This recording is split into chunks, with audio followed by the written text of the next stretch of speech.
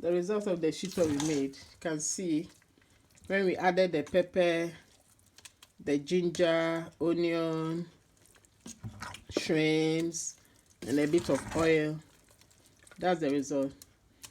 It's very nice, and it will be nice with rice, yam, potato, cassava, whatever you want to eat with. So that's the result. You can see from the shito. There's not too much oil because I dried the onions and the ginger first, and then added the pepper and shrimps, and then a bit of cube if you want, or if you want it to be sweet, put more shrimps. If you want it hot, put more pepper.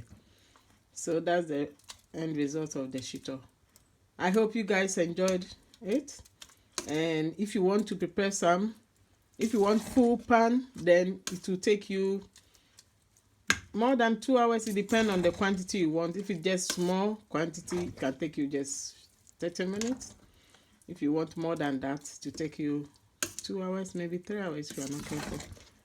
Yeah, so that's the end result of the shito. I hope you enjoyed it. Have fun making your own shito and enjoy it with what you want to enjoy. Thank you.